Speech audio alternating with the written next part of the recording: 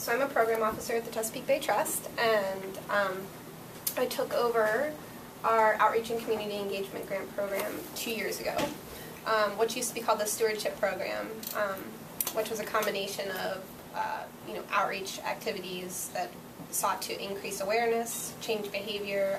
It also used to fund restoration projects. We split the programs into restoration and outreach for a variety of reasons, mostly the different criteria that we were looking for and the different goals that those types of projects really are targeting. So when the outreach program, I took it over, we were funding a lot of projects that were articulating several different types of goals, increasing awareness, measurably increasing knowledge, and oftentimes changing behavior.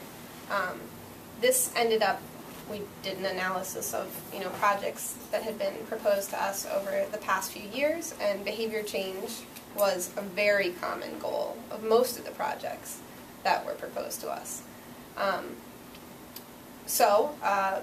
In light of that, we started looking at who the experts were in social science that had social science frameworks out there to change behavior. And there is one guy, Doug Mackenzie-Moore, who had written a book called Fostering Sustainable Behavior, who was applying social science frameworks like social marketing to environmentally responsible behaviors, ERBs.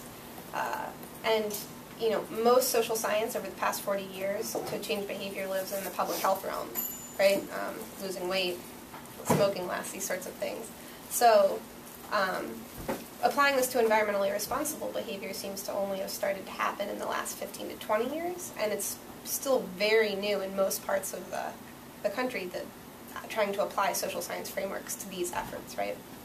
So we decided to track the program and help people to better understand these types of concepts. So this is always really a good opening statement that I like to make, because I think it's the key point for the argument for social marketing application. So while increasing knowledge or concern about the environment are worthy goals, studies have shown that being knowledgeable and or concerned about environmental issues does not necessarily lead to action.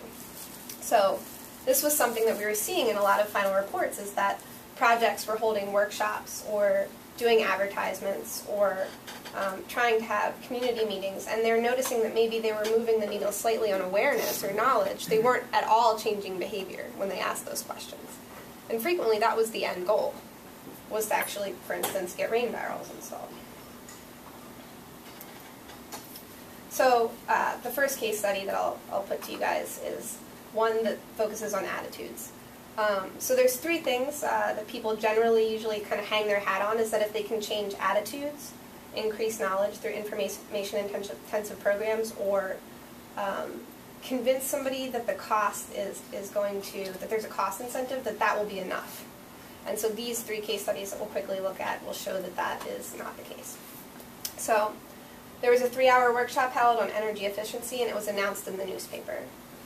The assessment was to measure attitudes and knowledge before and after the workshop. And attendees were given for free a low-flow shower head at the end of that workshop. Okay? Similar to, for instance, a rain barrel workshop, where people are maybe given them for free. The outcomes of this case study were that directly after the workshop, attendees were more knowledgeable on the BMP topics that they talked about, given energy efficiency goals. They checked in with the attendees 40 days later to see who had implemented the BMPs. Most attendees who had self-selected to come to this workshop had installed some of these BMPs before they even showed up, right? They were already predisposed to do these sorts of things. And only 8 of the 40 attendees installed the low-flow shower head they were given for free. So this was, generally speaking, not an effective behavior change strategy, right? Okay. So education and alteration of attitudes is not really sufficient if you're trying to get to behavior change goals. All right, so information-intensive strategies. This is a really common one that we saw and that we funded for a very long time. So it's definitely something that the reason why we decided to track the programs and have an awareness track in the outreach program and have a behavior change track in the outreach program, so that we can try to divide this and help people get over the assumption that information-intensive programs or attitudinal programs will change behavior. So the second case study was a random assignment of target audiences to 2 groups at a workshop. One group received a water use handbook that they had put a lot of time and effort into to create this handbook and to print this handbook. Lots of cost, lots of personnel time. The other group did not receive the water use handbook. The handbook described wasteful water use and conservation methods. So the outcomes of this case study, they checked in with the attendees 30 days after the workshop. There's no reduction in water use by either group, and no difference between the groups that received the handbook versus those that did not. So this really, costly, time-intensive workbook did nothing. So definitely something. Okay. So when do information-intensive programs work to change behavior? The answer is when that's the sole barrier to behavior change, and that's not a common thing, right? So ads for consumerism are not going to work on complex issues such as behavior change. Consumer choice point can be easily influenced by an ad, right? The feeling that you need a new pair of Nikes. We're talking about environmentally responsible behaviors. Way more complex behavior change stuff there. Right.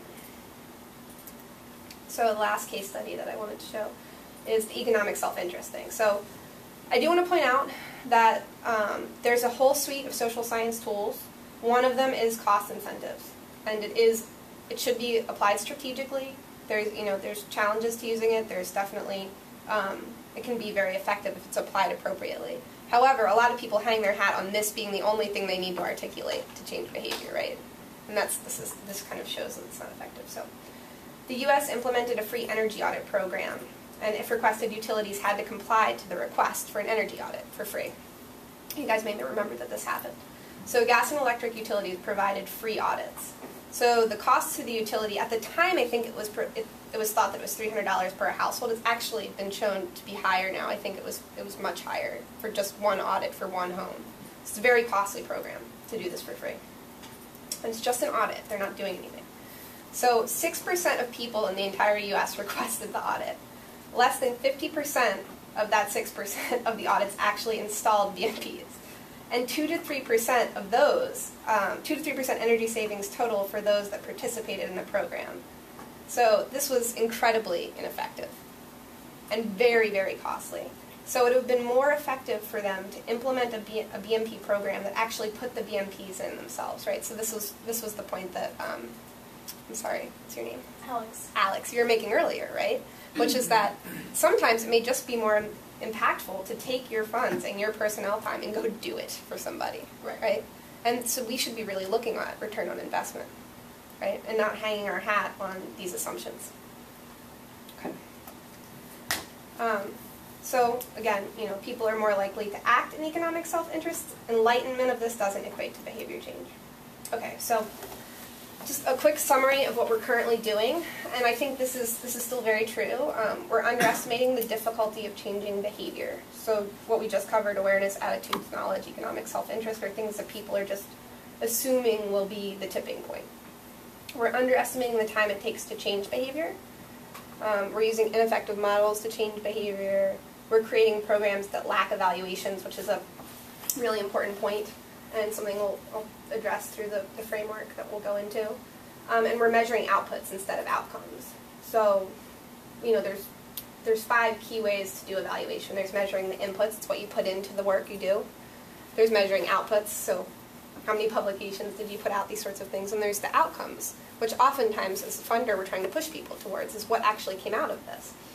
And then there's impact, which is a really nebulous thing to measure, right? It's really contentious, actually. Can you even, prove that your work changed that indicator in the watershed? It's tough. And then there's return on investment. So, how much did you put in to actually changing one person's behavior? And those are the things that you can measure. And I think right now, generally speaking, people still get pretty hung up on the output thing. Okay. So what should we be asking ourselves? Are we changing behavior? Are we changing resource use? Are we changing resource quality? One thing is that in the social marketing world, there's a step that you take to pilot your program. So the strategies that you're looking to implement, you test before you do them. And oftentimes people want to look at whether or not this had an impact. Typically pilots are way too small to see that. So you should just look at whether or not it had any sort of impact on the behavior. So one of the first steps in social marketing is background and focus. So the key point I want to make here is that a lot of people across the nation are trying to impact the BMPs that we're trying to move the needle on. And there's tons of case studies on these. There is a point in social marketing where it seems that you can hit a point where you don't need to do as much barrier and benefit research anymore, that all the potential barriers and benefits have been identified, at which point you should be creating turnkey toolkits for people to utilize to change that behavior. For instance, pet waste right now, I'm aware of people that are creating toolkits on this because they've looked at all the case studies. There's so many of them. There's so many that are successful. Scoop the Poop in Texas. There's one in Snohomish County, Washington, and these are model programs that really move the needle on people picking up their pet waste. So at that point, you know that these are the 10 barriers that will exist to picking up your pet waste, and those are the things that you need to tackle in your community. Those are the things you need to go after. So maybe we don't need to put so much effort into the research piece of the barrier and benefits that exist for this behavior anymore. However, there's lots of behaviors where that information doesn't exist yet, and it may be very different for your community than another community. But the key point for background and focus is, why are you picking this behavior? And what exists on this behavior so that you don't have to recreate the wheel. So one point I like to make at this point is that I think some nonprofits right now that I see and work with regularly as part of our grant program struggle with the idea that in social marketing that you have to do formative research, even just background research, much less formative research. It's a hurdle for us. It's our own barrier, that we wouldn't just jump into the community, explain why it's important, do the work on the ground. We're not particularly desk people as a community, and so that's a barrier of our own. Okay, so this is just something that I'll quickly go through. Washington State did a litter campaign. They had 16 million pounds of trash. That's their background. They were trying to fix this. Their purpose was to reduce litter, and their focus was the roadways. And so I've just tried to kind of ground the steps of social marketing in a case study that exists. So that was the focus there. People do a SWOT. I'm not going to get into this because it would take too long, but strengths, weaknesses, opportunities, and threats. You look at the strengths and weaknesses that exist internally and the things that exist externally. And this is all part of a process that justifies your approach. So this kind of ground truth it again. An example of, in Washington State for the litter prevention campaign, was that folks were trying to look at, for instance, a strength, and they identified that 60% of littering is deliberate, right? So that, to them, was a strength that they could actually maximize internally. They knew this as a fact, and they could actually maximize that as part of their design. A weakness was that litter was multi-jurisdictional as a problem that was tough to overcome, so they want to minimize that. Example of opportunities they wanted to maximize: litterers are not aware of fines, and they had very high fines in the state. So that was an opportunity that they actually wanted to build into the design of their program to change behavior. And an example of a threat to minimize: messages to litterers who have attitudes of self-entitlement, rebellion, and arrogance could touch on an injunctive norm. So an injunctive norm is an example, for instance, if you guys are familiar with Iron Eyes Cody, a long time ago, there was this ad. It was actually an Italian man who was dressed up like an Indian man, and it was part of Keep America Beautiful campaign to address the litter. And he's canoeing, and he comes to a highway, and he cries when he sees somebody throwing trash out of the cart. I actually have the link in here, but we're not going to get to it, so that's why I wanted to tell you about it now. It turns out that a lot of research has been done on that particular ad campaign, and it touched on an injunctive norm, not a prescriptive norm. So they're trying to tell people to litter less. But in actuality, they made people that watched it feel as though littering was a norm. It was normal to litter. And so it may not have had the effect that they had hoped. Although people are very emotionally attached to the ad campaign. But it doesn't seem to have affected behavior change in the way that they had hoped. Okay, select a target audience.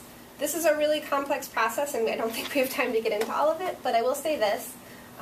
It's very important to segment your target audience, to think about the potential demographics, geographics, psychographics, or behavior segmentation that you could do to hone in on a particular target audience. Very, very frequently you receive proposals that say we want to target the general population. this is not a good way to go if you're trying to change behavior. And I could elaborate, but I think we need to move on. Okay, so this was an example of target audience selection that, that folks did out in Washington State. Okay, so behavior selection, oftentimes we see people picking behaviors without any sort of thought about why they picked the behavior that they selected. It may just be because they want to do that. And that's fine, right? But behavior selection should consider three things, really: probability, penetration, and impact. And those things, you know, we could spend an hour on just this piece. But the key point that I want to make here is that return on investment modeling is incredibly important. Thinking about whether or not you're trying to tackle a high impact behavior with low probability, or something that's high probability, so likely that people will do it, but it has a very low impact, is something important to think about, right? And that's pretty much the gist of return on investment modeling. Okay. And so this is how you would weight a behavior. You would go through an impact, probability, and penetration process to weight behaviors against each other, and that's sort of the formula that exists for thinking about that. Okay, so this was me explaining probability and penetration rate. Just one thing about penetration rate, because probability and impact, I think I see people understand that immediately, the likelihood somebody will do something and the impact it would have on water quality. Penetration rate is an inverse. I think we talked about this. And basically, you're just wondering how many people are actually doing the behavior you're looking to influence. So for instance, we've found people that have been trying to target fertilizer use as a behavior in certain communities, and it turns out that most people aren't fertilizing in those communities. So they're very willing to say, you know, public commitment statement, I won't fertilize, because they're not fertilizing. So that's kind of a bummer, because they're spending a lot of time and effort to try and change a behavior that maybe they shouldn't be focusing on, right? And so that's an important consideration. This is an example of potentially how you would tier behaviors. This is only based on a little bit of actual real data. The rest of it was just me messing around. Okay, baseline measurement, last thing I want to say is that I think oftentimes we're such a get-it-done group that people don't even take baseline measurements in projects that they do. And we were just talking about baseline measurements, Joe. If you want to measurably increase knowledge or you want to measurably change behavior, you have to know what was happening in your community beforehand, right? So people don't even pause to do that very often, so it's hard at the end when you want to evaluate whether or not you were successful. Okay, moving back up. All right, so this is really the heart of social marketing, barrier and benefit research, and we're not going to get into sampling methods at all, but the very key and the thing I can't really stress enough with social marketing is that it's all based on your audience and your audience's perceptions of what you'd like them to do. That's the key to doing any sort of successful behavior change project, is to understand what they think. You can't educate them to a degree that they would change their behavior. For instance, we're all here, we're very highly educated, and we are not doing behaviors sometimes that we know we should do. So, you know, this harkens back to the first point, which is that, you know, we have to get off the idea that we're going to tell them why they should or educate them to the point that they will. And really focus on what it is that they believe and understand about it. And then get into that and design a program that overcomes the barriers they perceive exist to them doing it. That's social marketing. It's all audience-based. And there's a variety of ways in which you understand somebody's perceptions of something. And then finally, you develop a strategy, and so there's different types of behaviors that you might be tackling. You always want to consider whether or not there's a competing behavior. Sometimes there is. There's something that you also need to address as part of a behavior change program. So you're not just trying to get them to do something. You may also, in some cases, be trying to get them to not do something simultaneously. And people, you know, there's Cialdini's effect, Occam's razor, all these things where people will, you know, it's all the same idea that people will go the path of least resistance, right?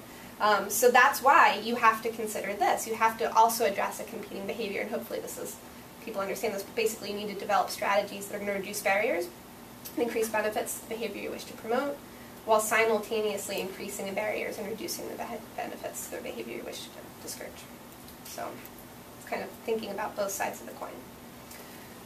So, you know, you have this great rich information that you may have gotten through focus groups, research, intercept surveys, interviews. It depends on what combination of things you did to understand what people perceive about the behavior you're looking to influence. and then you implement strategies, then you design, but it's all to your audience. So that's sort of the gist of it. These are common social science tools that people apply in order to affect behavior change. And I think I'm going to stop here, only because the next, however many slides get into the challenges of applying these individual strategies and the benefits of applying these individual strategies. So, so one thing I want to say is that I've redesigned our grant program that allows requests for 3 years, over a 3-year period, to phase social marketing for behavior change. So you can come in for just a research phase for the first year, and then a design and piloting phase, and then an implementation phase that includes evaluation. So one thing we're trying to push for is that people would actually include in their timeline staff time to hold for evaluation. And I think maybe we'll even move further on that in the future. Behavior change takes a long time. And the social science tools that we're looking at now, oftentimes they have to be used in combination with each other, because every individual, even us in this room, may be influenced more by one of these things than another. So you have to apply them in combination to reach the most amount of people that you'd like to reach for behavior change work. So that's sort of how we structured our grant program to meet the needs of applying this kind of work. But we kept an awareness track, because I and our board still thinks it's really important to increase knowledge. It's a prerequisite to behavior change. There are social scientists out there that believe that we should just be focusing on behavior change if we want to get to the end goal, right? But I think that it's still meaningful to increase awareness and knowledge as a prerequisite to behavior change, and so we'll be keeping that track for the foreseeable future. And so, yeah.